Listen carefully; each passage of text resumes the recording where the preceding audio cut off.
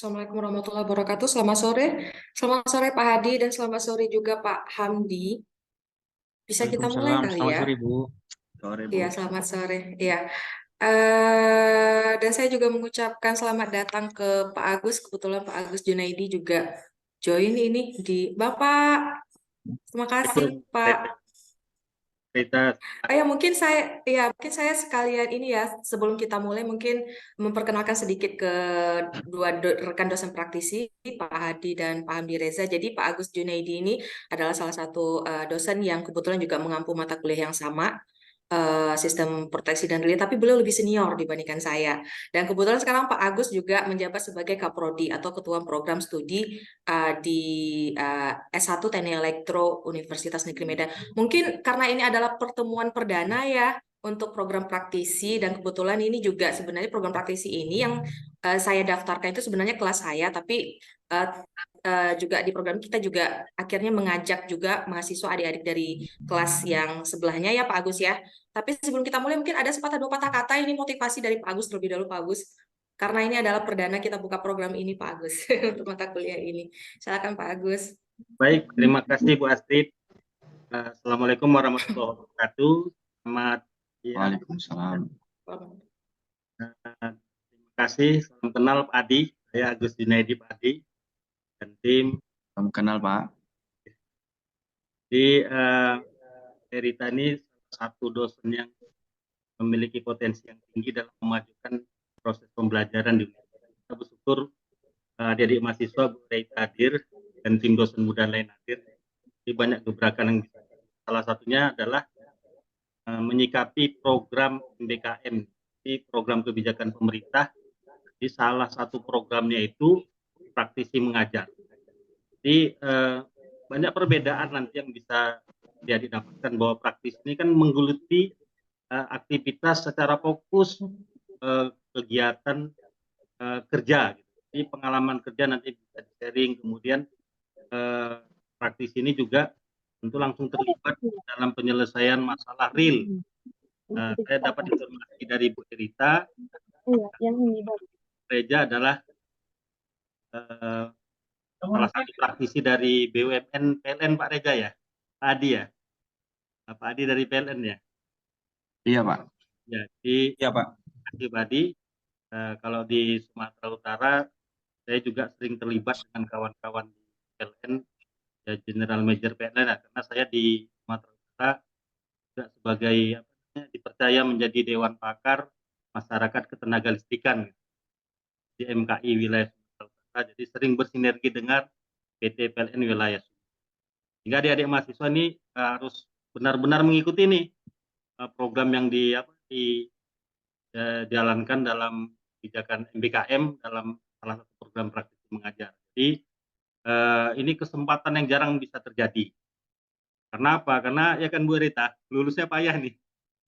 Lulusnya sangat payah, jadi sangat jarang terjadi. Jadi tolong dimanfaatkan. Kemudian ikuti dengan seksama,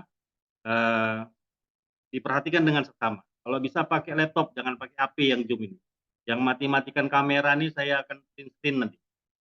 Saya nggak tahu nih kelas Bu Erita atau kelas saya, tapi saya print saya akan detect gitu. Tapi kalau ada alasan mungkin nanti kait dengan jaringan nggak bagus karena menghidupkan kamera, nanti mohon di. Itu Bu Erita, terima kasih Pak Adi dan tim. Assalamualaikum warahmatullahi wabarakatuh. Iya, terima kasih banyak Pak Agus. Sepatah dua patah kata tadi dari Pak Agus, Kaprodi S1 Teknik Elektro Universitas Negeri Medan, dan juga kebetulan juga mengampu mata kuliah Sistem Proteksi dan Relay.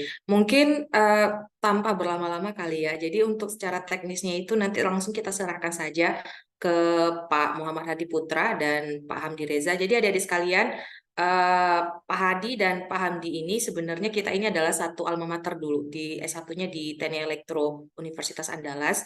Kebetulan Pak Hamdi ini 2 tahun di bawah saya, dan Pak Hadi ini jauh beberapa tahun di bawah saya sepertinya ya.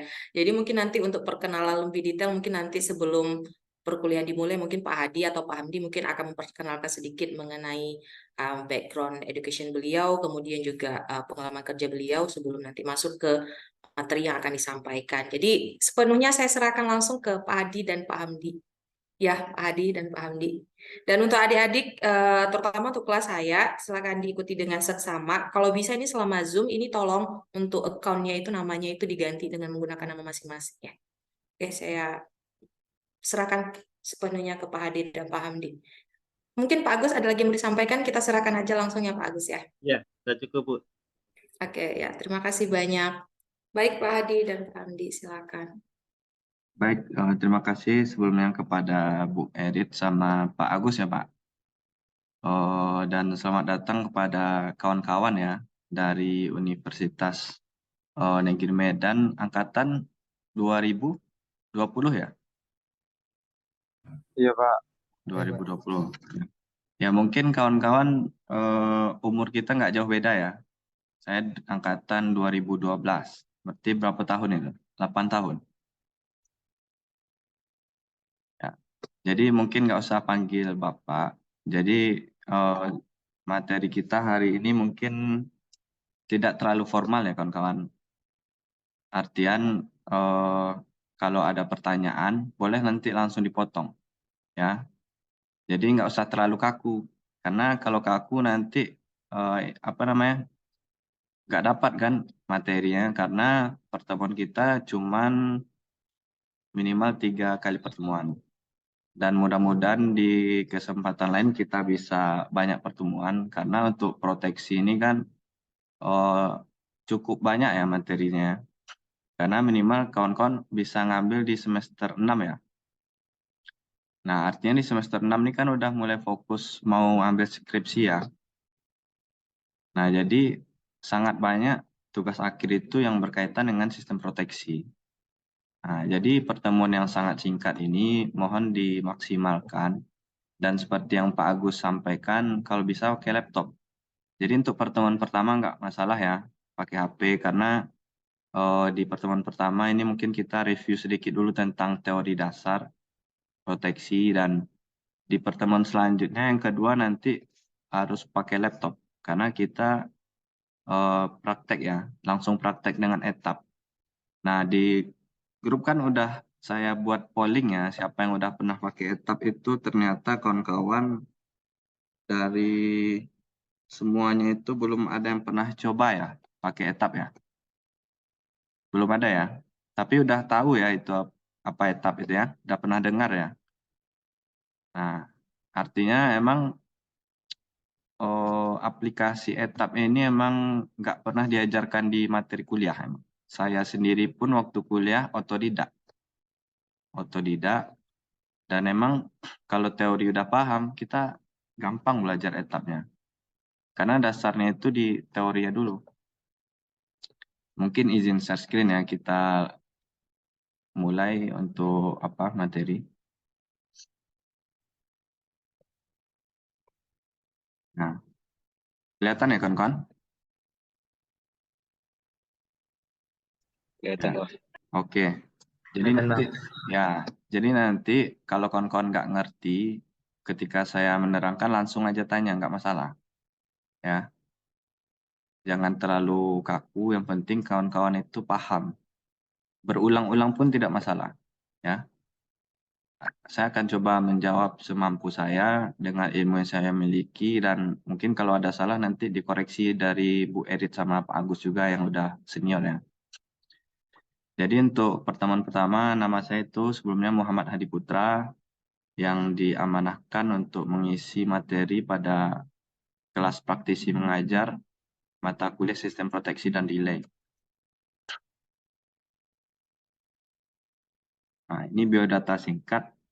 Oh, saya pendidikan di Teknik Elektro Universitas Andalas angkatan 2012 dan wisuda di 2016, jadi kurang lebih 4 tahun 3 bulan. Dan sekarang posisinya saya di PLN, bekerja di PLN sebagai tim leader teknik atau supervisor ya di ULP Muko-Muko. Ini bagian distribusi. Bagian distribusi artinya dari 20 kafe sampai ke konsumen. Dan ini lokasinya itu di Bengkulu, Provinsi Bengkulu, tepatnya di perbatasan Bengkulu dengan Sumatera Barat. Asal saya dari Padang, Sumatera Barat, sama dengan Bang Hamdi ya. Nah, jadi ini biodata singkat. Saya masuk tahun 2012 itu tahun pertama di Teknik Elektro Universitas Andalas. Kemudian 2013 saya pernah menjadi asisten di laboratorium STDE namanya kalau di UNAN, itu Sistem Tenaga dan Distribusi Elektrik. Itu hingga 2016. Kemudian juga selama 2013 pernah mengikuti, kalau kawan-kawan pernah dengar PKM, pernah ya dengar ya? Program Kreativitas Mahasiswa dulu. Dengan judul itu Sensorless Tracker, posisi panel surya untuk konversi energi maksimum. Nah, jadi meskipun saya di laboratorium sistem tenaga, cuman tidak menutup kemungkinan kita belajar ilmu lain. Ya. Dan kemudian di 2014, saya juga pernah jurnal terindeks Scopus, dan juga pernah diikutkan paper oleh dosen saya di Electrical Engineering, Computer Science and Informasi. 2015 itu pernah dapat best paper. Ini mulanya emang dari PKM tadi, program kreativitas mahasiswa tadi. Jadi dibuatkan jurnal dan papernya. Kemudian 2015 saya mulai nyusun skripsi, dan 2016 saya tugas akhirnya dengan judul Studi Perancangan Sistem Kelistrikan Pabrik Indarung 6. Itu adalah PT Semen Padang ya, dengan etap. Jadi saya sudah belajar etap itu mulai dari kuliah, yang mana di tugas akhir itu saya membahas tentang perancangan. Perancangan itu artinya mulai dari nol. Bagaimana load flow, hubung singkat, harmonik. Pernah dengar ya? Ada mata kuliahnya harmonisa. Mungkin ini juga bisa nih nanti kalau kawan-kawan ada yang ngambil mata kuliah harmonisa, kita kolaborasi juga dengan etap juga bisa dibuatkan. Dan ada koordinasi proteksi juga dan motor starting. Lalu saya wisuda di November 2016. Nah, setelah wisuda, kebetulan Alhamdulillah 2017 itu PLN buka dan lulus di pertengahan tahun 2017. 2018 Januari SK saya di ULP TAIS, itu di Bengkulu. 3 tahun sebagai asisten engineer pengendalian susut. Susut ini losses ya, rugi-rugi daya. Kemudian 1 tahun sebagai K3L atau HSSE, yaitu berkaitan dengan keselamatan ya dan kesehatan kerja. Kemudian 2021 di ULP Muaraman. Ini lokasinya masih di Bengkulu, cuman di kabupaten yang berbeda. Lokasinya sama kayak Sibolga ya. Nah, ini supervisor teknik dari 2021 sampai 2022. Kemudian 2022 sampai sekarang di ULP Mukomuko. Jadi saya udah 3 kali pindah kabupaten, tapi masih di Bengkulu sebagai tim leader teknik ya. 2022 sampai sekarang. Nah, output yang kita inginkan dari pembelajaran sistem proteksi dan delay ini, yang pertama itu kita paham kaidah sistem proteksi, zona proteksi, komponen proteksi, dan prinsip kerja. Artinya teori dasar ini ya. Kemudian selanjutnya, paham analisa aliran daya dan analisa hubung singkat dengan etap. Kemudian yang ketiga barulah dari 2 tahap yang kita lalui itu, baru kita bisa merancang sistem proteksi, khususnya di koordinasi OCR. Dan selain merancang, kita juga bisa memperbaiki sistem proteksi yang udah ada. Contoh, kan kebanyakan skripsi dari mahasiswa proteksi itu kan mengambil studi kasus di sebuah perusahaan yang udah ada sistem proteksinya kan. Nah, nanti dibuatkan ke etap, dianalisa. Ternyata sistem koordinasi itu kurang bagus. Nah, tugas kita sebagai mahasiswa memperbaiki koordinasi yang kurang bagus itu menjadi koordinasi yang bagus. Nah, itu yang akan kita buat di skripsi, itu contoh. Jadi outputnya ini ya. Dan ini 3 pertemuan Dan nanti kalau ada kesempatan, misalnya kurang ya materinya dan prakteknya, nanti kita bisa jadwalkan. Kemudian, apa aja sih tahapan dalam merancang koordinasi proteksi? Yang pertama itu, kita harus tahu dulu single line diagram. Kawan-kawan udah familiar ya dengan single line diagram? Atau ada yang belum paham? Atau udah paham semua? Nggak apa-apa, kalau yang belum ngerti, bilang aja nggak ngerti, Pak. Bang, ini ada 38 orang ya. Habib Faisal, hadir? Hadir, Pak. Nah, udah ngerti ya single line diagram? Sedikit-sedikit ngerti, Pak. Sedikit-sedikit ya. Karena sebagai teknik elektro, khususnya arus kuat, itu basic. Jadi kalau kita lulus teknik elektro nggak bisa baca single line diagram, malu kita nanti di dunia kerja. Ya. Jadi kawan-kawan kalau nggak ngerti, inilah kesempatan kawan-kawan bertanya detail. Kemudian setelah paham single line diagram, inilah yang akan kita masukkan ke etap itu sendiri. Ya. Setelah kita masukkan data-datanya, barulah kita analisa load flow, aliran daya. Ini ada mata kuliah tersendiri sebenarnya, tapi nanti kita sederhanakan saja. Ini analisa load flow, kemudian baru analisa hubung singkat, lalu baru bisa kita setting proteksi. Kita inputkan data relay proteksinya sesuai dengan data load flow dan short circuit, barulah kita running. Misal ya, ini single line diagram. Ini ada simbol gangguan ya. Gangguan kita kasih di motor 2. Nah, trip di CB2, CB7, dan CB harusnya ini ya, karena lupa screenshot. Nah, jadi nanti kawan-kawan outputnya bisa merancang ini. Meskipun masih basic ya, single line diagramnya masih sederhana, tapi dengan yang sederhana ini bisa membuat yang lebih luas nantinya. Ya.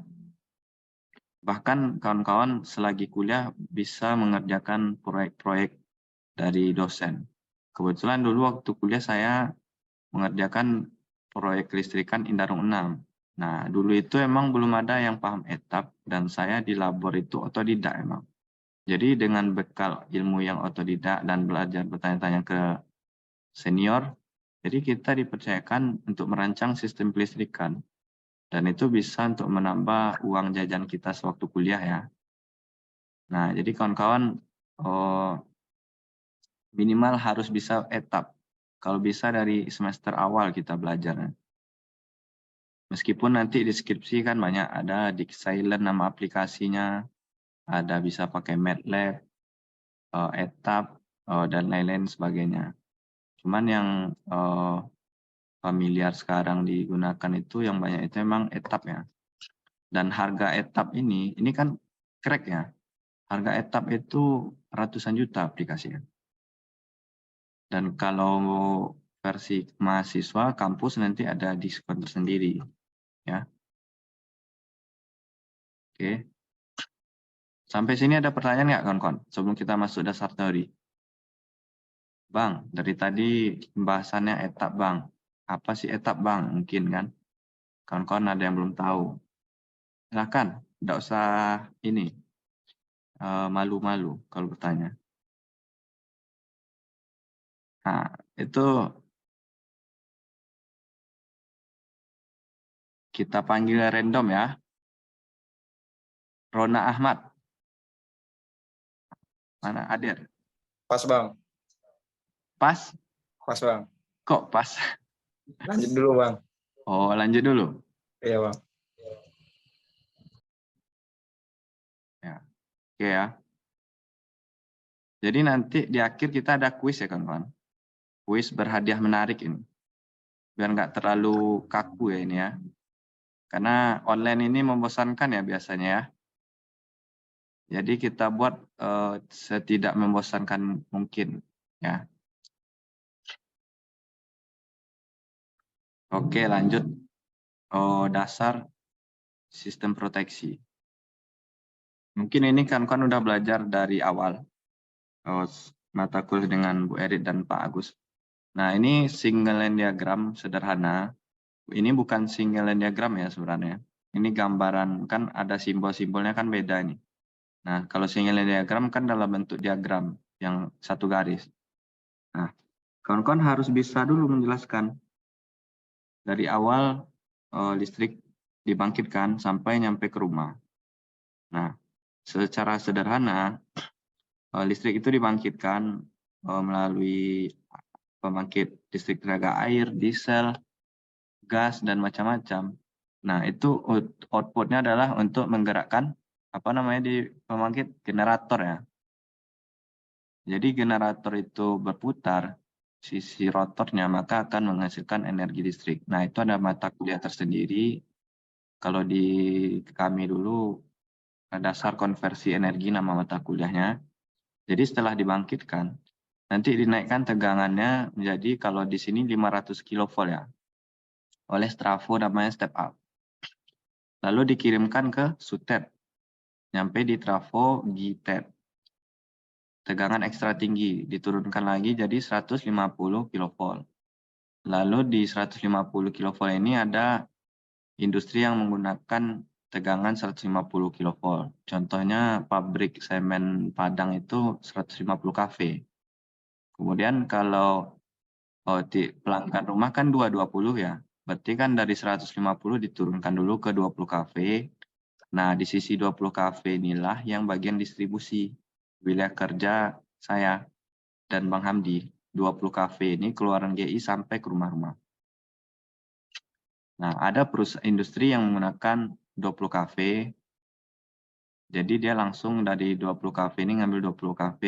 Tapi kalau rumah, seperti publik, sosial, dan rumah ini kan 220. Artinya kita butuh trafo lagi. 20 kV ke 380 volt. Tapi karena 3 pas, sedangkan di rumah kebutuhannya kan 1 pas. Jadi diambil 1 pas.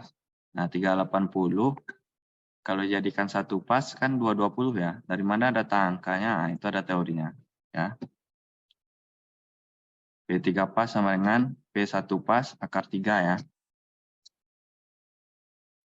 P3 pas sama dengan akar 3 kali P1 pas. Makanya dapatnya 220.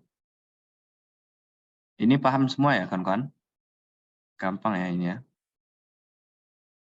Nah, sekarang kenapa tegangan itu harus dinaikkan? Padahal kita butuhnya itu 220. Kenapa nggak langsung dari 20 pembangkit ini langsung aja ke 220? Baru dikirimkan. Ada yang tahu nggak jawabannya?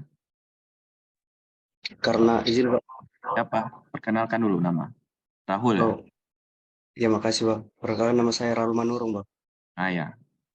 Gimana Itu Rahul? apa dinaikkan dulu kan Bang? Karena jarak pembangkitan kepada konsumen atau beban itu jaraknya cukup jauh gitu Bang. Jadi membutuhkan sistem transmisi dan sistem distribusi Bang. Betul. Tapi kalau kita pakai 220 langsung di sini gimana? Kan kita kirimkan juga. Kan dalam sebuah listrik itu Bang ada terdapat rugi-rugi tegangan atau rugi daya Bang. Nah, ya. Jadi alasannya adalah losses ya. Losses itu rumusnya apa? I kuadrat R ya. Artinya semakin besar arus, berarti kan makin besar juga lossesnya kan? Nah, atau V kuadrat per ini ya, R ya. Jadi kalau tegangannya itu makin kecil, ya kan? Otomatis kan arusnya makin tinggi, ya kan? Trafo kan? Kalau step up-nya jadi kecil, otomatis kan arusnya semakin tinggi. Nah, kalau arusnya tinggi, otomatis kan lossesnya makin besar. Makanya kita butuh menaikkan tegangan menjadi 500 kV atau langsung 150. Nah, kalau 500 ini berarti lokasinya itu sangat-sangat jauh ya dari lokasi pembangkit. Dan di Sumatera ini mungkin paling tinggi 275 ya, kV ya. Nggak tahu kalau di Medan ada 500 kV. Jadi betul apa yang disampaikan oleh Rahul? Oke, lanjut. Ada ditanyakan kawan-kawan? Aman ya sampai sini ya? Oke, berarti sinyal diagram udah paham. Nah, sekarang syarat proteksi. Jadi, proteksi itu adalah sistem yang kita buat bagaimana ketika terjadi gangguan di salah satu sistem kita ini, supply itu tetap disalurkan ke pelanggan yang tidak ada gangguan. Nah, itulah proteksi. Nah, dia memiliki syarat minimal, yang pertama harus sensitif. Sensitif itu artinya dia bisa mendeteksi sekecil mungkin potensi gangguan. Kemudian selektif. Selektif artinya ketika ada gangguan di, misalkan di rumah ini gangguan. Nah, ternyata yang trip di industri ini. Nah, itu kan artinya kan nggak selektif ya. Harusnya yang diberi perintah di trafo ini, tapi yang trip di tempat lain. Nah, jadi kita harus selektif dalam melakukan proteksi. Yang ketiga, cepat. Cepat itu agar peralatan utama sistem kelistrikan kita itu tidak rusak. Karena arus gangguan itu kan sangat besar ya. Lewat aja dari 1 detik, itu sudah menyebabkan peralatan kita itu bisa rusak. Dan peralatan itu kan harganya sangat mahal. Jadi harus disetting secepat mungkin. Oke. Kemudian yang keempat, reliability. Handal. Artinya peralatan proteksi itu harus handal dalam melakukan job desk-nya. PMT harus bisa memberikan eksekusi, open atau close, CT harus bisa membaca arus, PT harus bisa membaca tegangan, ya, dan lain-lain. Jadi minimal 4 ini ya syaratnya. Sebenarnya ada syarat lain seperti ekonomis, artinya murah ya, cuman bukan murahan. Tapi kita masukkan syarat utamanya 4 ini dulu. Lanjut.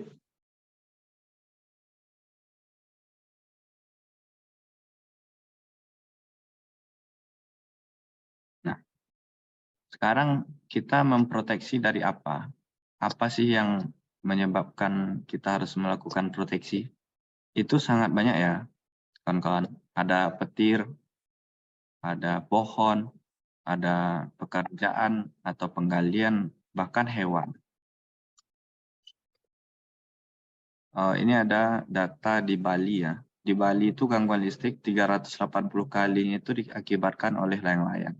Nah, sebagai orang awam yang bukan jurusan elektro pasti akan bingung kenapa bisa layang-layang menyebabkan padam, ya kan?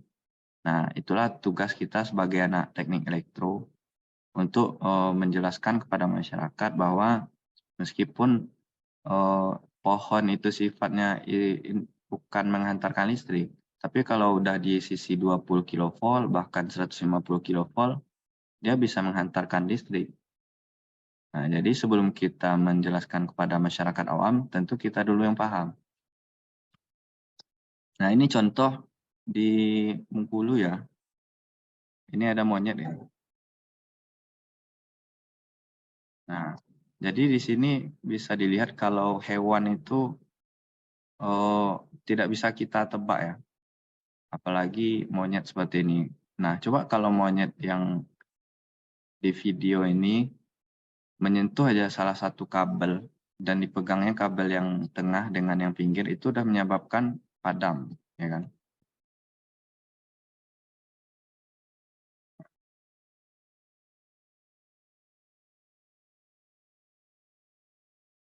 Ini di Bengkulu. Videonya agak patah-patah ya kawan-kawan? Atau jelas?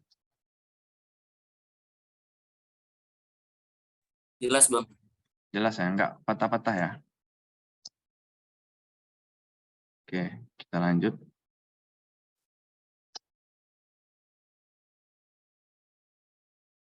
Nah, sekarang apa saja yang diproteksi? Tadi kan penyebabnya, penyebab gangguan. Nah, sekarang yang diproteksi adalah berdasarkan IEEE standar 242/2001. Ini adalah referensi utama kita ya. atau bisa dibilang BAFBUK tentang koordinasi proteksi. Yang pertama itu di proteksi adalah generator, tempat dibangkitkan listrik, kemudian trafo, kemudian motor, konduktor, bus, dan switchgear. Nah, artinya kita memproteksi peralatan utama yang menghantarkan listrik mulai dari pembangkit sampai ke konsumen. Itu yang kita proteksi. Ya. Generator, trafo, motor atau beban ya. Motor ini beban. Nah, konsumen kita kan nggak selalu pakai motor. Ya. Atau motor atau disebut dengan dinamis atau lamlot. Seperti perumahan kan ada kipas angin. Kipas angin kan motor ya. Nah, kalau lampu kan bukan motor ya. Ya, jadi motor di sini dikatakan beban. Kemudian konduktor ini artinya jaringan. Kabel-kabel ini ya. Kemudian ada busbar dan switchgear. Nah, ini proteksi pada generator. Jadi apa saja sih kondisi abnormal yang mungkin terjadi pada generator? Nah, ini sangat banyak kawan-kawan. Ini dari standar ini ya. Ada overheating, artinya panasnya berlebih. Bisa pada stator ataupun rotor. Kalau stator bisa karena overload atau loss of cooling. Kemudian rotor itu karena overexcitasi. Kemudian ada abnormal lainnya winding fault. Kemudian ada under atau overspeed, overvoltage, loss of excitasi, motoring, dan macam-macam. Nah, dari semua ini, outputnya satu, yaitu untuk tripkan breaker yang ada di generator. Ya, outputnya satu ini. Ini cuman parameter-parameter yang berbeda. Jadi sangat banyak kondisi abnormal yang mungkin terjadi pada generator. Ya. Nah, cuman kita di mata kuliah ini nggak membahas detail ya, karena terbatas ya pertemuan kita. Jadi kita fokus nanti di parameter arus aja. Di parameter tegangan ataupun frekuensi kita nggak bahas, karena cukup panjang nanti pembahasannya. Nah, kemudian di trafo itu sebenarnya juga banyak kondisi abnormal, tapi ini kita ambil yang dari sisi elektrikal aja ya. Ada overload, misalnya kapasitas trafonya 100 kPa, tapi yang beroperasi itu 120 kPa. Nah, artinya kan itu udah 120% ya pembebanan. Nah, itu overload. Kemudian ada short circuit, ini kan udah tahu ya. Ground fault, ada transient overvoltage, ada thermal overvolt, dan lain-lain sebagainya. Kemudian pada motor, nah ini berdasarkan EE standar C37, khusus ini untuk motor protection. Banyak ya relaynya. Ini ada yang parameter arus, kemudian ada yang mechanical jam, ada yang ground fault, under voltage, dan macam-macam. Jadi dari sekian banyak parameter itu outputnya adalah untuk melakukan proteksi pada motor. Jadi siapa yang duluan mendeteksi potensi, baik itu tegangan atau arus serentak ya. Nah, yang duluan memberikan perintah trip itu adalah yang duluan mendeteksi.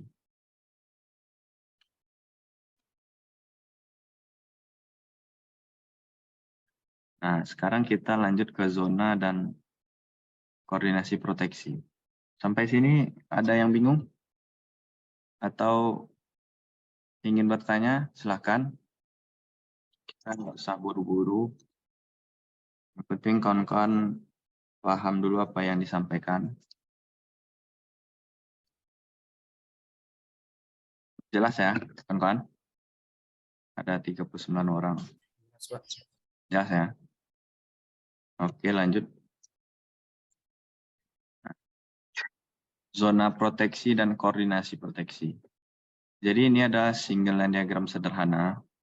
Ini pembangkit, ini trafo step up tadi, ini saluran, ini trafo step down, dan ini sisi beban. Nah, untuk yang pembangkit, kan yang kita proteksi itu kan peralatan utama ya. Nah, pembangkit atau generator itu, dia diproteksi, ini zona daerah 1. Nah, sedangkan untuk beban, yang ini ya, itu tuh diproteksi oleh PMT ini. Sedangkan trafo ini diproteksi oleh PMT ini. Nah, jadi dilingkari zona daerah 5 itu adalah daerah untuk memproteksi si trafo ini. Nah, daerah 4 itu untuk memproteksi busbar ini. Daerah 3 untuk memproteksi saluran ini. Daerah 2 untuk memproteksi busbar ini. Daerah 1 memproteksi trafo ini kan. Nah, jadi misalkan terjadi gangguan di daerah 5, misal gangguan terjadi di sini ya. Nah, yang harus memproteksi adalah si relay yang ini, PMT yang ada di sini. Nah, ini disebut dengan zona proteksinya. Ya. Dan relay yang memberikan trip ini, itu adalah proteksi utama untuk daerah ini, 5. Nah, mana proteksi backup? Yang backupnya otomatis yang di atasnya. Atas itu arah ke pembangkit ya. Nah, ini adalah proteksi backup untuk daerah 5. Ya. Nah, ketika terjadi gangguan di daerah 5 ini, maka arus akan mengalir dari pembangkit ya. Mengalir dari pembangkit ke titik gangguan. Otomatis relay 3 dan 4 ini kan sama-sama mendeteksi ada arus ya. Nah, bagaimana cara biar si relay 3 ini nggak trip lebih cepat daripada relay 4? Artinya ada yang kita setting ya. Nah, settingan antara relay 4 dan 3 ini, itulah yang kita katakan dengan koordinasi proteksi, khususnya OCR, koordinasi OCR. Jadi kita buat 4 dan 3 ini bisa komunikasi lah secara kasarnya dengan settingan yang kita buat. Jadi yang trip itu harusnya duluan relay 4 baru relay 3. Nah, hubungan koordinasi antara relay inilah yang kita katakan dengan koordinasi proteksi. Paham ya kawan-kawan?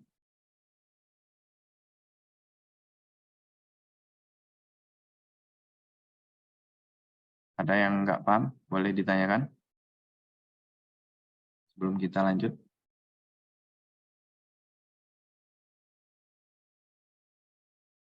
Karena kata-kata zona proteksi dan koordinasi proteksi ini sangat sering keluar ya. Jadi zona proteksi itu adalah untuk memproteksi komponennya masing-masing. Daerah 5 berarti yang diproteksinya adalah trafo. Daerah 4 yang diproteksinya adalah busbar ini.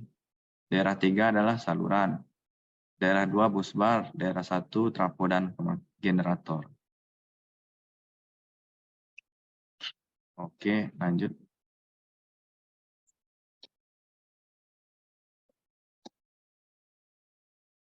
Nah, sekarang apa sih komponen utama proteksi? Nah, komponen utama proteksi itu ada PMT. PMT tahu ya? Apa beda PMT dengan circuit breaker? Ada yang bisa jelaskan? Atau sama?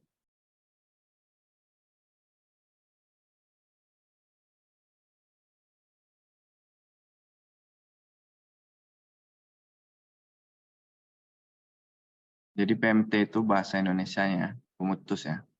Pemutus tenaga. Kalau CB itu bahasa Inggrisnya circuit breaker. Sama dia. Ya. Nah, kalau ditanya apa beda PMT dengan PMS, baru beda itu. Kalau PMS apa?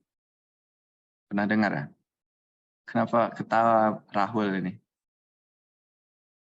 Nah, PMS itu pemisah. Atau kalau Inggrisnya itu DS atau disconnecting switch. Nah, itu beda. PMT dalam kondisi berbeban, PMS dalam kondisi tanpa beban. Nah, ini CT.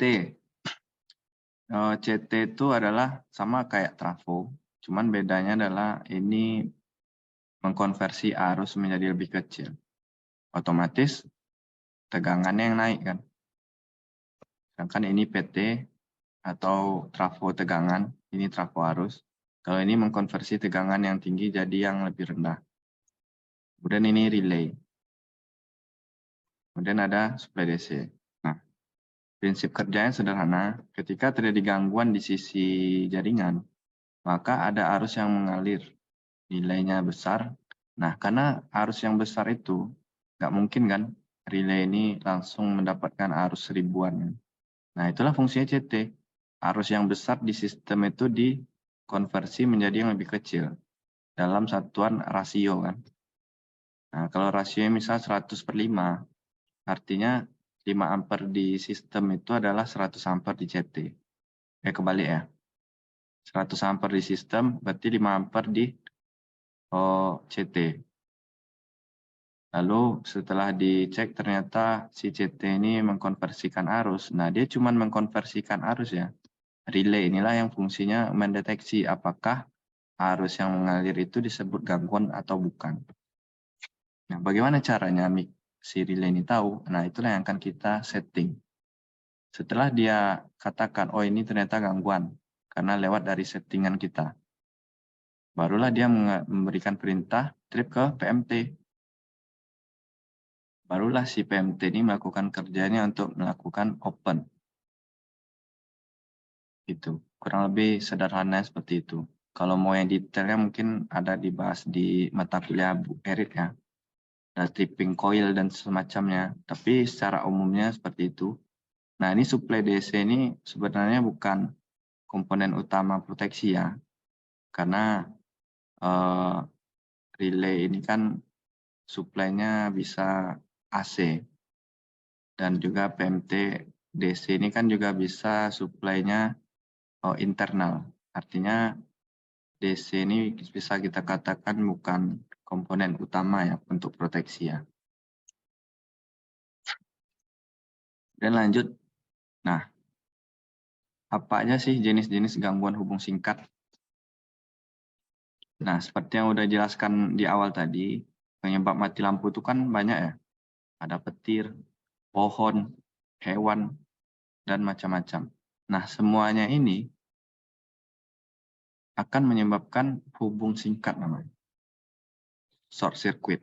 Dan short circuit itu kita kelompokkan jadi 4 ya.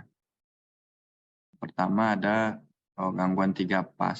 Artinya misal ada ular melintang di fasa 1, fasa 2, dan fasa 3.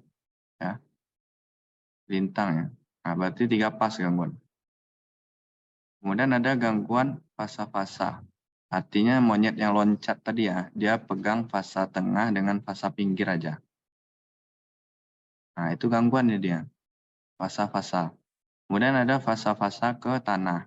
Artinya monyet yang loncat tadi pegang fasa 1 dan fasa tengah, tapi kakinya itu pijak pohon misal.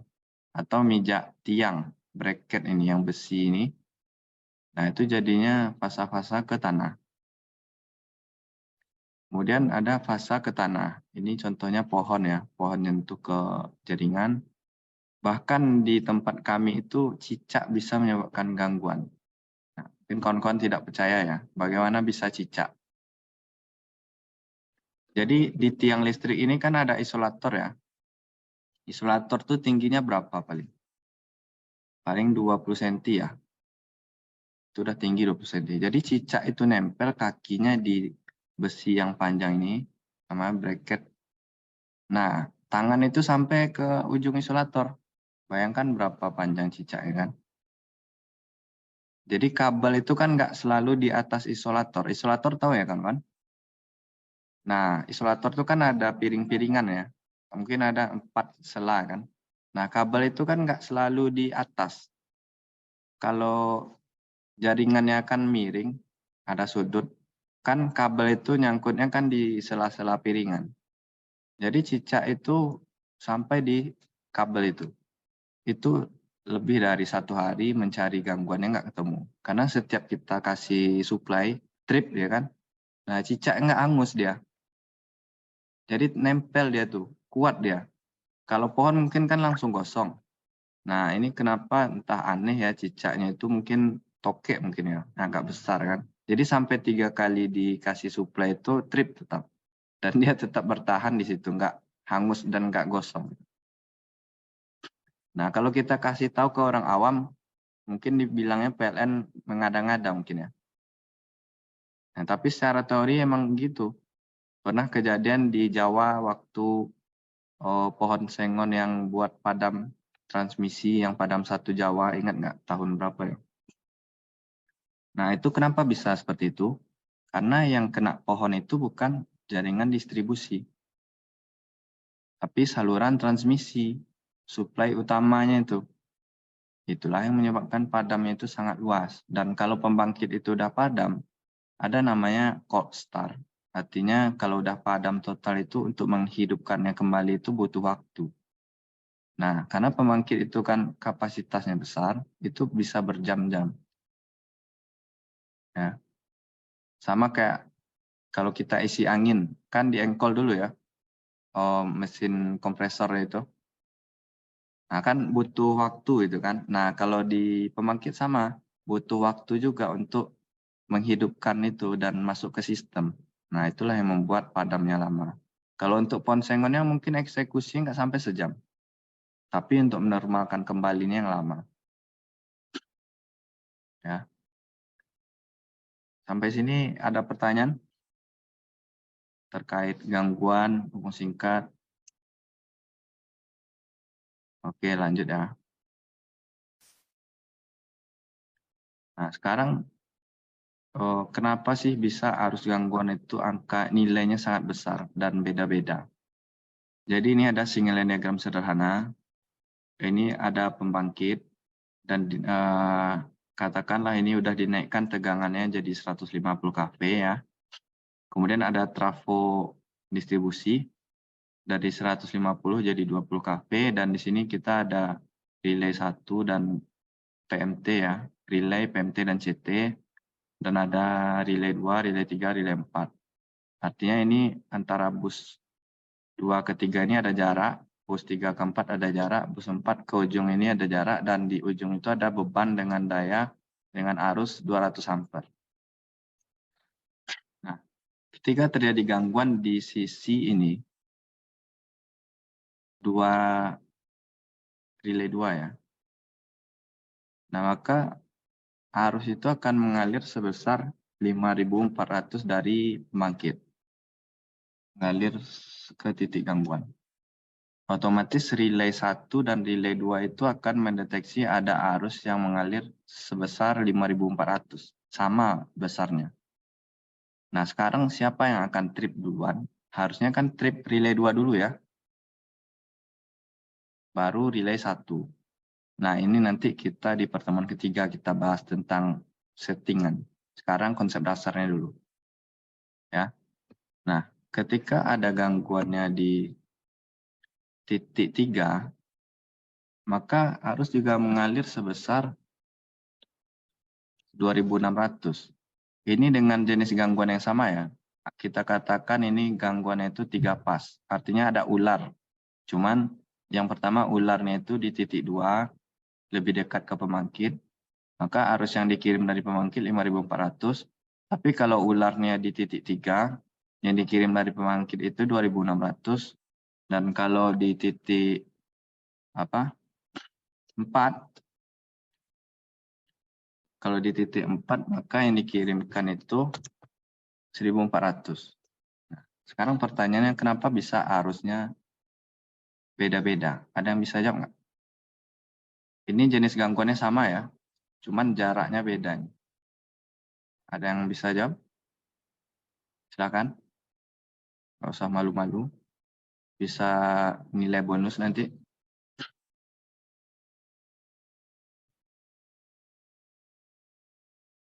Nggak tahu?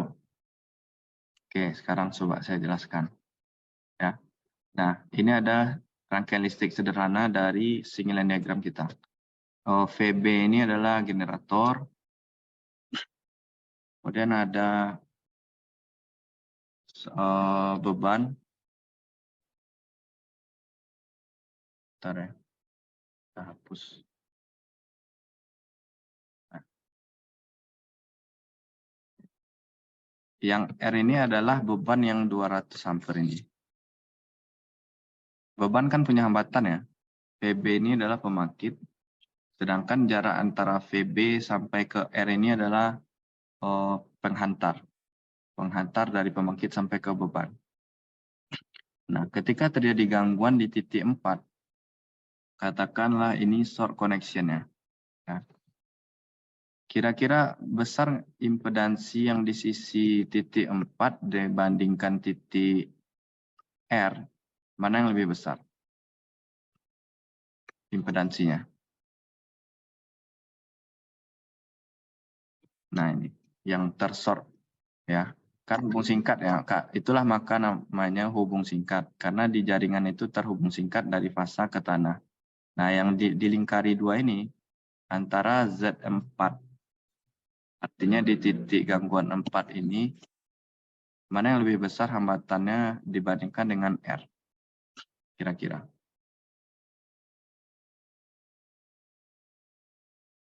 Pasti di Z4 kan? Karena dia kan terhubung singkat. Kalau ini kan cuma kabel aja nih, anggap. Mungkin mendekati 0 nih. Sedangkan R ini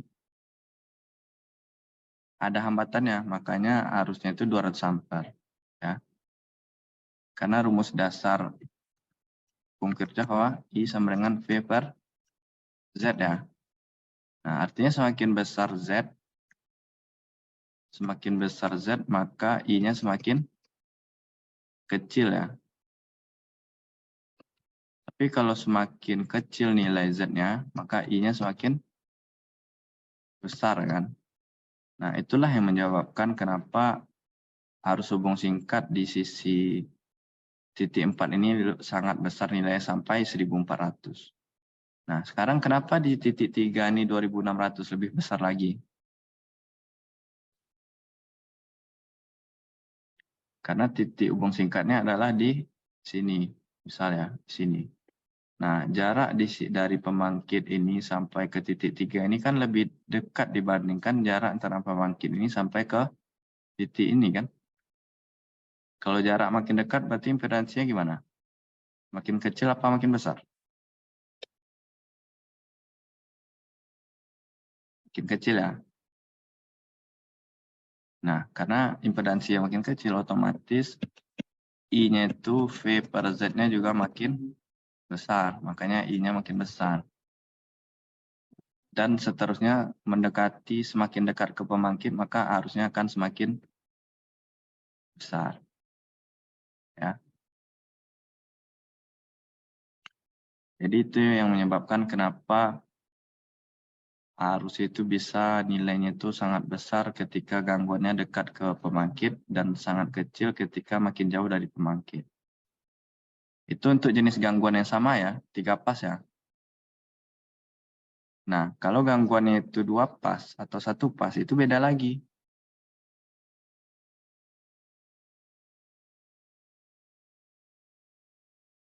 Kenapa beda? Ya karena intinya itu di impedansi.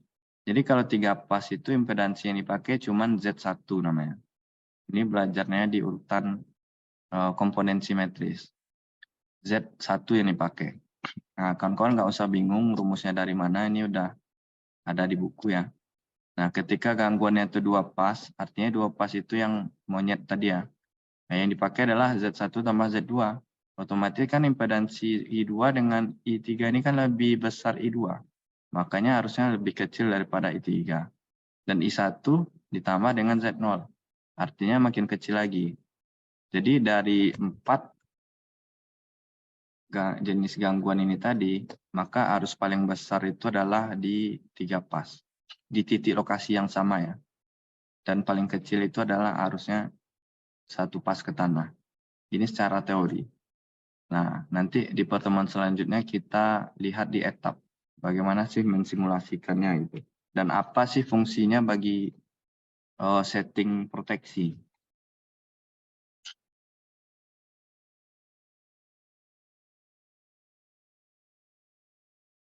Oke, sampai sini ada pertanyaan nggak, kawan-kawan?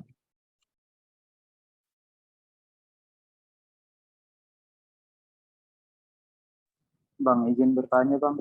Silakan. Perkenalkan nama saya Habib Faisal.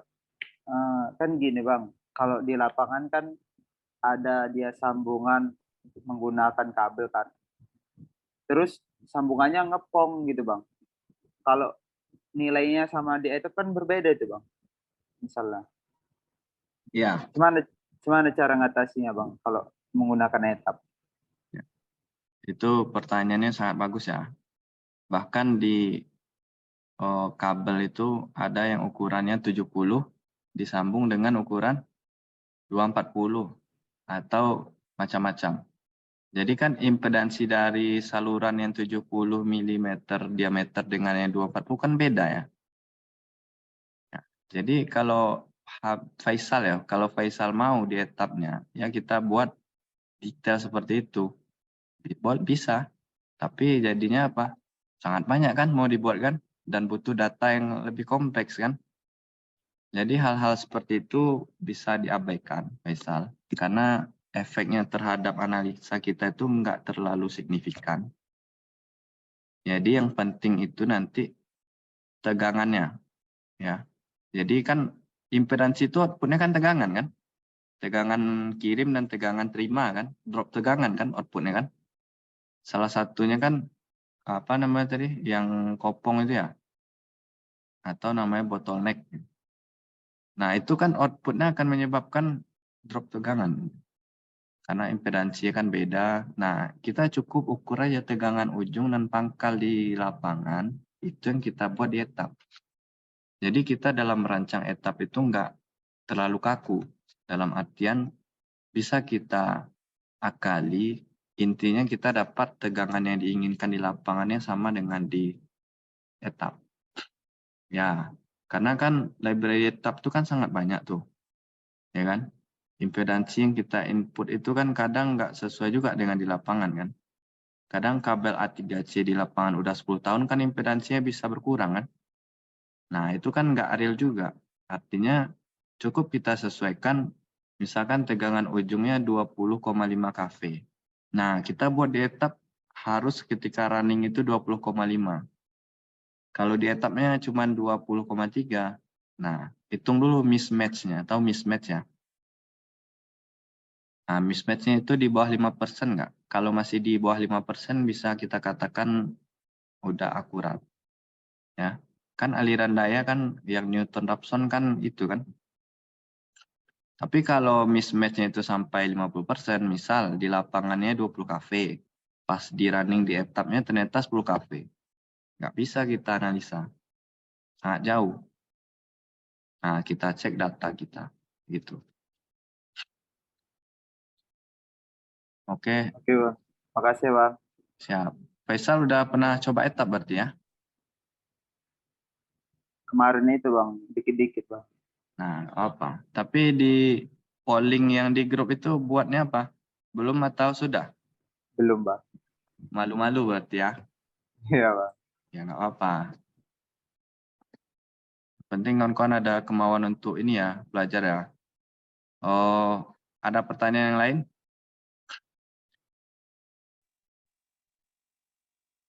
Silakan kawan-kawan nggak usah malu. Bahkan pertanyaan, Bang, cara lulus PLN gimana Bang? Nggak masalah. Kita kan sharing-sharing kan. Nggak mesti tentang teori dasar.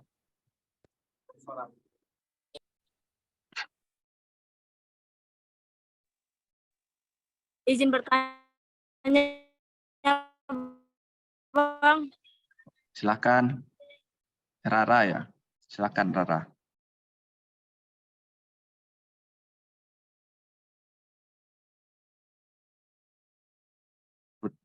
Putus-putus suaranya. Masih unmute Rara.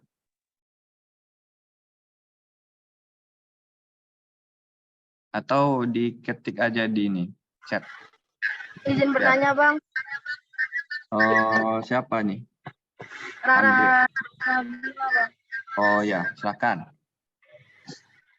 Jadi kan Bang untuk urutan jet 1, jet 2 untuk urutan negatif dan jet O untuk urutan 0 kan Bang.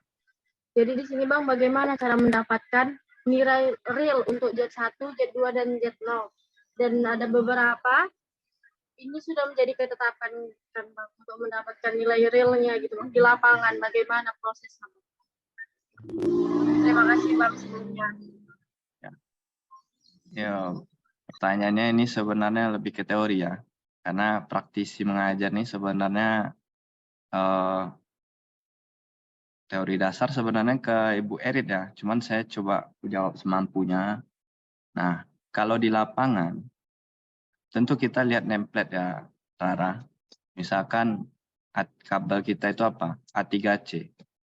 Nah, itu kami sudah ada datasheet-nya dalam bentuk Excel untuk kabel A3. Kan PLN itu pasti kabelnya cuma itu aja kan.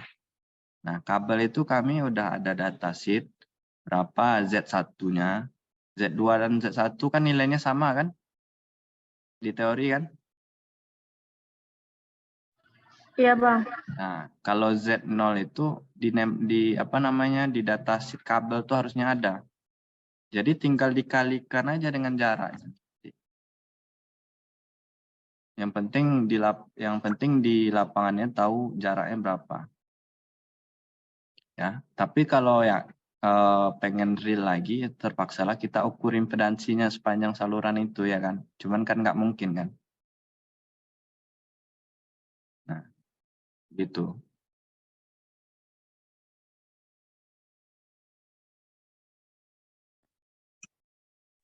Terima kasih Bang untuk penjelasannya.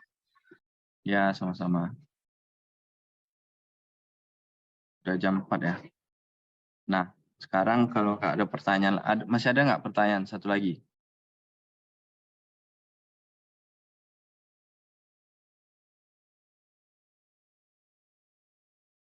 Ada yang ingin ditanyakan? Kalau nggak ada, kita lanjut ini ya. Saya yang bertanya sekarang ya. Kuis ini. Tapi nggak masuk penilaian. Kuis berhadiah menarik. Mudah-mudahan menarik ya. Ada 40. Ini Pak Agus dan Bu Eritnya nggak boleh ikut nih sama Bang Hamdi. Khusus mahasiswa ya. Siap, Yang- Pak Adi, khusus yang mahasiswa. bisa menjawab langsung nanti ini ya, gimana cara biar tahu siapa yang duluan ya? Kalau unmute nanti rebutan ya. Ini aja di chat itu, nah ketiklah di situ nama ya. Misal Niko, langsung ketik Niko. Jadi nanti di situ siapa yang duluan ngetik, itu yang akan menjawab ya. Ini ada 3 pertanyaan gampang ya. Kita mulai ya, kawan-kawan. Pertanyaan pertama, sebutkan dan jelaskan komponen utama sistem proteksi. Ayo.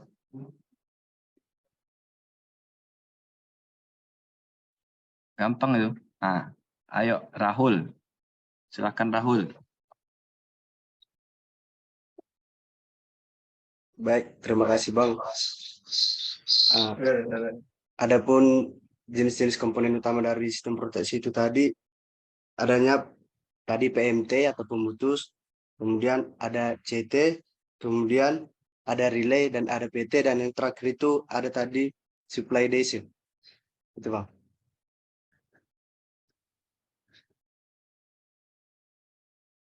Maaf Bang, masih Dian.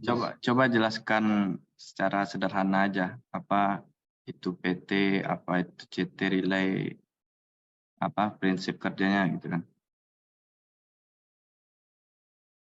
Coba.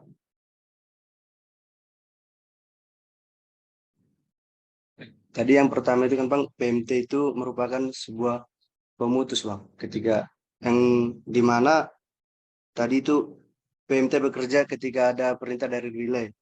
Dan kemudian CT itu merupakan sebuah alat untuk mengkonversi arus Bang. Contohnya itu ketika arus gangguannya itu di 100 ampere, yang dibaca di CT itu 5 ampere Bang. Jadi dia menggunakan skala gitu udah Bang. Kemudian ada relay. Relay inilah yang merupakan alat yang memberikan perintah ke PMT untuk pemutus Bang, yang dimana relay itu membaca arus yang didapatkan dari CT Bang.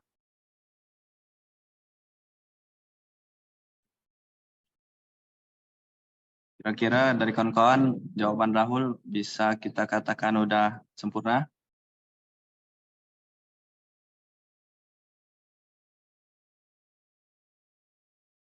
gampang ya kalau ini ya. Karena kalau ini nggak tahu, capek aja nanti Bu Erit dari awal materi ini ya. Oke, pertanyaan pertama berarti Rahul. Berapa nomor HP? Dikit aja bang. Hah? Sebut aja, biar yang lain termotivasi. 0812 12 6459 6459 533. 533. Kurang 1 ya? Emang 11 ya? 11 nomor memang bang. Coba cek dulu. Ada SMS masuk nggak?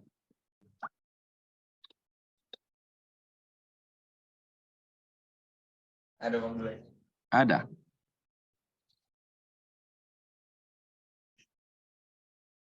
Udah bang, makasih bang. Udah. Baik. Oke, jangan kasih tahu yang lain ya. Nah, Iya bang, makasih bang. oke, lanjut nih pertanyaan kedua. Yang Rahul nggak boleh lagi ya. Itu kayaknya Rona sama Rahul sekamar itu. Oke, siap-siap. Jelaskan proses listrik dari pembangkit sampai konsumen. Nah, gampang ini. Ayo. Babib siapa nih? Habib. Iya bang. Nah, Habib, silakan Habib. Yang pertama itu bang, seperti tadi bang yang abang jelaskan, mulai dari pembangkit, terus disalurkan menggunakan trafo step up menjadi tegangan. Kalau di daerah Sumatera kan sekitar 275, terus disalurkan melalui transmisi ke gardu induk saluran ekstra tinggi bang, dikonversikan lagi menggunakan trafo step down, terus disalurkan lagi menjadi 150 bang. Habis itu baru disalurkan ke saluran 20 kV menggunakan trafo step down juga bang. Lalu ke distribusi ke perumahan. Kalau dia ke perumahan terus bisnis menggunakan trafo lagi bang. Dia menurunkan tegangan 220 volt. Kalau untuk bisnis kan biasa 3 pas dia bang. Ada yang menggunakan 20 kilovolt gitu bang. Kira-kira jawaban Habib udah sempurna? Atau ada yang ingin menambahkan? Niko tadi tuh. Ada yang ingin ditambahkan nggak Niko? Udah apa sih bang sebenarnya? Nah, kalau udah pas berarti jatahnya Habib berarti. Atau Iya, apa-apa lah. Rara, ada yang kurang nggak dari Habib? Jawabannya ya. Andre, udah pas atau ada tambahan?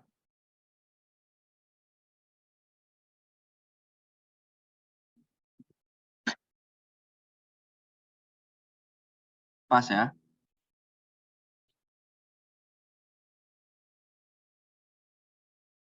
Berapa nomor HP Habib nih? Bentar ya bang. Lupa pula bang. Lupa pula. Ya, Kasih ke Andre nanti nih. Jangan bang. Jangan nomor HP pacarnya ya. Enggak bang, enggak. 08 96 0896 4646 4646 5300. 0896 4646 5300. Bang, salah bang. 0896. Iya bang, 4646 5300. Iya kan? Betul kan? Iya bang. 0896. 4646 5300. Ini kartu apa ini? Tri bang. Trio. Iya bang. Tri. Ulang lagi ini. 0896 4646 5300. Iya bang. Bagus nomornya.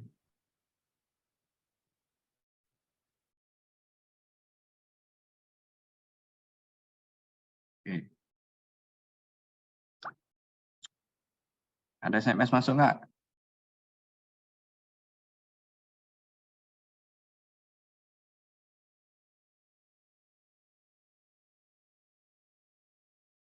Mana Habib tadi? Kabur nih.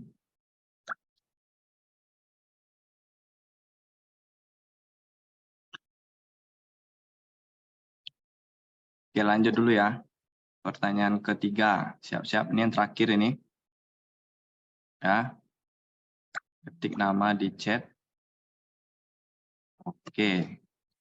Kenapa harus hubung singkat nilai besar dan makin jauh dengan pemangkit makin kecil nilainya? Nah, ini udah jelaskan. Oke, Rara silahkan. 2 kali Rara. Izin menjawab, Bang.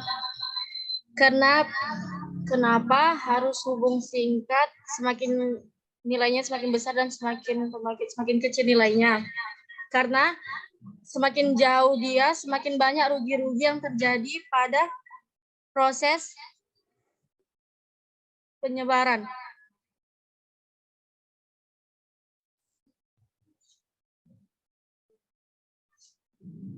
Ada tambahan? Atau cukup, Rara? Bang. Cukup. Mana, Rara? Itu udah jawaban maksimal itu? Atau masih ada tambahan, Rara? Izin menambah, Bang. Nah, Karena silakan. semakin jauh dan mungkin semakin kecil juga impedansi yang terjadi, Bang. Semakin jauh, semakin kecil impedansi. Kalau dia dekat, maka impedansi tinggi, maka arus mengalir lebih kecil, Bang. Yakin itu? Ulangi lagi, Bang. Nggak kebalik-balik? Dia tuh balik, Bang. Ketika impedansinya rendah, maka arus yang mengalir akan lebih besar. Ketika impedansinya rendah, itu Maka yang jauh ini impedansinya kecil atau besar? tinggi, Bang. Tinggi, berarti impedansinya tinggi kalau lokasi jauh. Dan Ya, arusnya makin kecil, Bang. kecil. Terus? Kalau impedansinya rendah, maka arus yang mengalir lebih besar, Bang. Yang impedansi rendah ini dekat atau jauh dengan pembangkit? Dekat, Bang. Dekat. Oke. Oh, kira-kira Cynthia ada yang salah dari Rara atau ada tambahan? Menyempurnakan? Atau Hadi ini, sama namanya kita ya. Hadi Purba. Izin menambahi bisa, Mbak? Boleh? Hadi? Nah, kalau impedansi dari titik pembangkit sampai ke beban itu kan beda-beda, Bang. Nah, kalau semakin jauh kan impedansi makin besar tuh. Dari rumus yang kita tahu kalau impedansi makin besar berarti nilai arus yang dikirim gitu, ditransmisikan gitu. Kalau makin jauh berarti arusnya kan makin kecil nih. Nah, kalau untuk mencari nilai rugi-rugi daya itu kan kalau semakin besar nilai arus berarti rugi-rugi dayanya makin besar. Nah, kalau tadi kan nilai arusnya makin kecil, berarti nilai rugi-rugi dayanya didapat semakin kecil. Gitu, Bang, kira-kira. Oke. Ada yang lain? Rugi-rugi daya atau hubung singkat ini, Hadi? Rugi-rugi daya. Oh, rugi-rugi daya. Beda berarti ya? Ya. Betul memang yang disampaikan, cuman beda ininya, konteksnya. Nah, ya, gak apa. Setidaknya kawan-kawan udah mulai ini ya, mau menyampaikan apa yang dipahami. Oke, Cynthia tadi ada tambahan mungkin? Gak ada? Cynthia Natalia. Enggak, Bang. Oke, kalau nggak ada, berapa nomor HP-nya Rara? Kartunya apa? Rara nggak punya nomor HP, Bang. Cuma Nggak ada punya. WhatsApp. Terus gimana isi paketnya? Bentar ya, Bang. WhatsApp kan ada nomor HP kan? Iya, tapi udah nggak aktif, Bang. Ya, Ini nggak aja. apa-apa. Ya bebas. Boleh punya kawannya atau adik nggak masalah. Iya, Bang. 0878 Telkomsel ya? 78 Excel. Excel. Bentar ya. 0878 4287 287 6815. 815. Oke.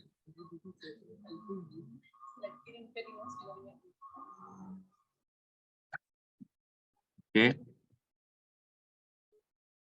Udah masuk ya, Rara?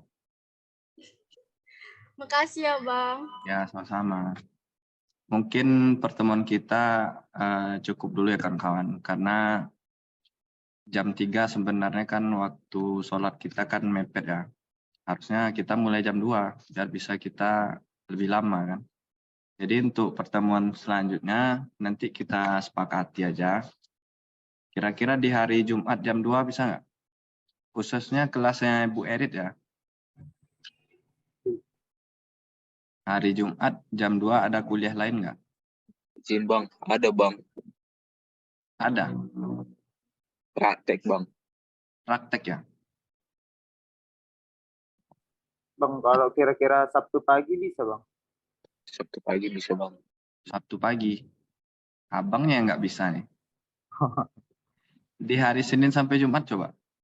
Yang kosong.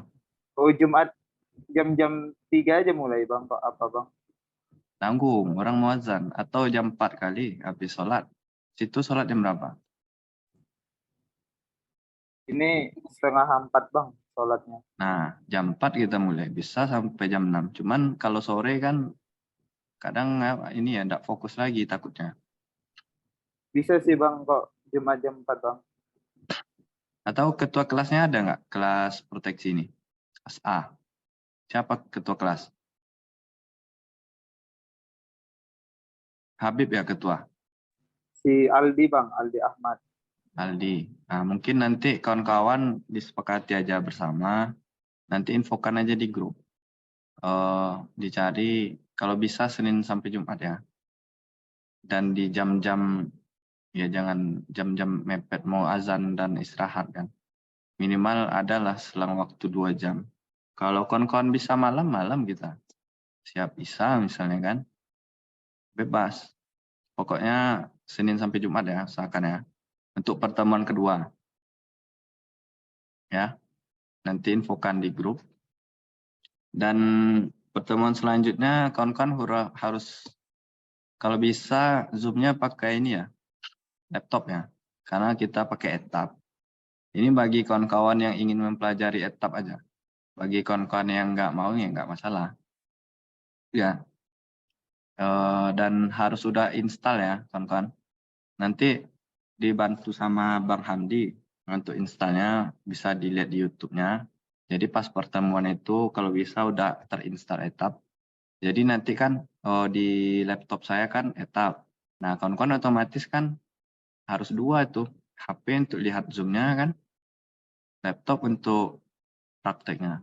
Atau kalau langsung praktek di laptopnya kan susah kan buka-buka Zoom-nya kan.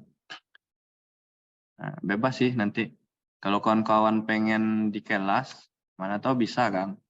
Di kelas hari Jumat ada jam berapa gitu. Jadi satu aja layar untuk Zoom. Dan sisanya pakai laptop masing-masing, diatur aja nanti sama kawan-kawan ya. Pokoknya pas pertemuan selanjutnya udah ada install etap dan kita masuk ke etapnya. Ya dibantu ya, ketua kelas siapa tadi? Aldi. Mana Aldi? Hadir nggak? Ya, Pak. Aldi ya, dibantu ya Aldi. Iya, Pak. Kalau Senin sampai Jumat kan di kampus berarti kan? Iya, Pak. Ada sebagian yang praktek gitu sih, Pak. Nah, dicari aja jadwal yang pasnya nanti ya. Ya, Kalau siap, emang Pak. nggak bisa ya terpaksa lah kita malam dan di rumah masing-masing. Cuman kita pengen buat sekondusif mungkin ya. Iya, siap, Dan Pak. nanti kita share videonya di YouTube. Ada di YouTube Bang Hamdi, jadi kawan-kawan bisa lihat kalau nggak dapat materinya bisa lihat lagi gitu. Ya. Ya. Mungkin sekian pertemuan kita hari ini. Hari ini kita alhamdulillah udah selesai tahap 1 dasar teori, dan mohon maaf apabila ada dari penyampaian atau dari kata-kata dan tingkah laku yang tidak pada tempatnya. Dan sampai ketemu lagi di pertemuan selanjutnya. Mudah-mudahan kawan-kawan tetap semangat ya. Assalamualaikum warahmatullahi wabarakatuh. Waalaikumsalam. Waalaikumsalam. Yang, Pak. Ya, Selamat sore, Bang. Terima kasih, Bang. Terima kasih, Pak. Ya, Makasih ya Bang. ya Thank you, sama-sama. Bang. Makasih ya, Bang. Ini dulu ditutup dulu sama Bu Erit. Cepet ya untuk live-nya ya. Ya, jangan Oke, live dulu. terima kasih banyak untuk Pak Hadi yang sudah meluangkan waktu ya untuk tadi menarik sekali adik-adik sekalian ya. Mungkin ini saya agak sedikit kecewa justru dengan kelas saya ini sendiri. Kok saya ngelihat kok kelas saya nggak nyampe setengah ini yang join mahasiswanya, kok malah banyak dari kelas Pak Agus gitu ya. Kemana kelas mahasiswa dari kelas saya? Jadi perlu diingat ini khusus untuk mahasiswa yang di kelas saya karena mata kuliah ini saya daftarkan di program praktisi mengajar. Jadi beberapa part pertemuan Anda dengan praktisi, yaitu dengan Pak Hadi dan Pak Hamdi, itu akan masuk nanti ke komponen penilaian untuk mata kuliah sistem proteksi dan relay dengan saya. Jadi bentuk penugasan seperti kuis tadi mungkin Pak Hadi nggak mengambil nilai, saya mengambil nilai. Mungkin tadi ada mahasiswa dari kelas saya yang jawab tadi kayak Habib, itu ada nanti poin penilaian dari saya sendiri gitu ya. Kemudian nanti ada penugasan-penugasan yang lain dari Pak Hadi, itu nanti akan masuk ke komponen penilaian untuk mata kuliah ini. Jadi tolong untuk rekan-rekan mahasiswa yang lain dari kelas saya khususnya kalau bisa di pertemuan selanjutnya itu kan sudah mulai mengasah skill untuk etap ya, terutama untuk koordinasi relay. Ada setting relay dan koordinasi relay. Kalau bisa nanti semua mahasiswa dari kelas saya itu, kalau Pak Hadi tadi bagi yang mau katanya, kalau saya nggak wajib hukumnya. Wajib hukumnya mahasiswa dari kelas saya untuk pertemuan kedua itu join. Karena nanti kemungkinan besar nanti akan ada bentuk seperti mini project ya Pak Hadi ya, dari Pak Hadi mungkin di akhir pertemuan ya. Iya Pak Hadi ya. Iya, Bu. Nah, dan itu nanti bisa jadi tugas terakhir dari Pak Hadi itu bisa jadi nanti akan menjadi penugasan untuk proyek kalian untuk mata kuliah ini. Dan itu komponennya besar kalau buat saya ya dari sekaliannya. Jadi tolong untuk kelas saya kalau bisa nanti di pertemuan kedua itu kalau bisa semuanya aktif berpartisipasi. Dan saya mengucapkan terima kasih juga untuk rekan-rekan dari mahasiswa dari kelasnya Pak Agus. Dan Pak Agus masih ada nggak ya di sini sebelum saya izin live? Pak Agus? Mungkin Pak Agus sedang. Ya Bapak, ini Pak, kita mau closing lagi Pak. Mungkin ada sepatah dua patah kata Pak. Baik, terima kasih Cerita. Anak-anak semangat ini.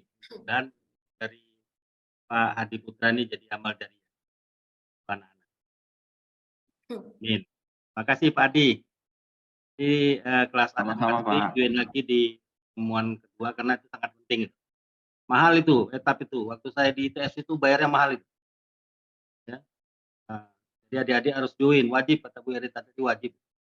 Apalagi Pak Adi ini memberikan ilmu-ilmu yang langsung praktis di pengalaman apa. Itu Bu Erita, terima kasih Bu Erita. Oke. Ya, saya rasa kita close aja ya Pak Agus dan Pak Hadi dan juga Pak Hamdi mungkin masih di sini atau mungkin sudah live mungkin ya.